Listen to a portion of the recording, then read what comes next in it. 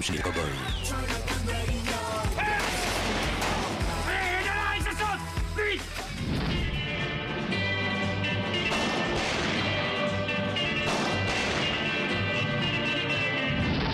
Dans la semaine, Charlie est machiniste. Mais le week-end, Charlie devient un cow-boy et rejoint sa troupe pour se mettre à l'heure du western. C'est simple, ici la vie s'est arrêtée il y a plus d'un siècle. Le quotidien ici au village, c'est quand on se lève le matin, on s'occupe des chevaux. Ça, c'est la première des choses. Ensuite, on lance le fer à cheval, on fait l'apéro comme ça. Et puis l'après-midi, après, c'est promenade à cheval. Et le soir, on se retrouve tous ensemble pour faire la fête.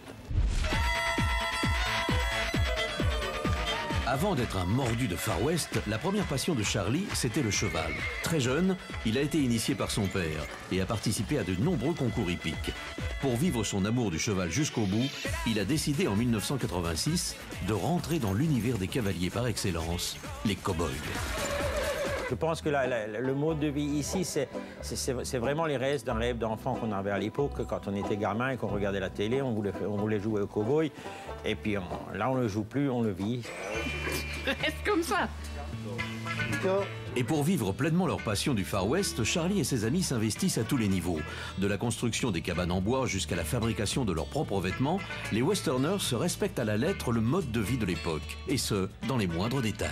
On fait le maximum pour représenter la réalité de l'époque.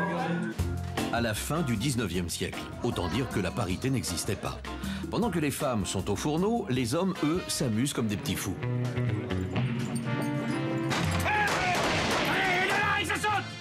Pas de problème, pas de problème. Plus vite. Quant à ceux qui dépasseraient les limites, Charlie et ses amis ont pensé à tout. Ils ont même construit une prison pour les bandits. Il n'y a pas de chéri parce qu'on est tous un peu hors la loi, on monte à cheval, on traverse la frontière, on vole des chevaux, du bétail, voilà. Des cow-boys hors la loi qui n'ont pas d'autre choix que de faire leurs courses au supermarché du coin. Alors forcément, quand ils débarquent, la peur s'installe dans les rayons. À un moment donné, je me suis cru dans un film avec Clint Eastwood. Hein. Ah, ils sortent de l'ordinaire. Ils sortent vraiment de l'ordinaire. Ah ouais, je voulais savoir où est-ce que vous avez mis les chevaux avec ce temps-là. Ils sont à la maison. Ils sont à la maison. Au chaud. Bien, au chaud. Charlie et ses cow-boys se déplacent toujours en clan. Avec eux, on est loin du cow-boy solitaire. Un esprit de groupe que Charlie a inculqué à sa famille. Yvonne, sa femme, et ses 3 filles ont toujours accepté et suivi son mode de vie.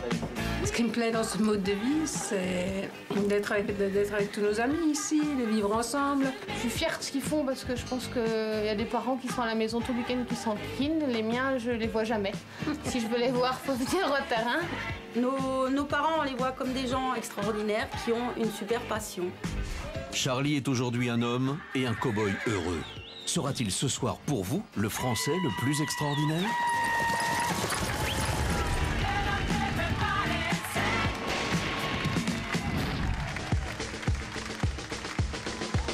Un couple, 2 stars.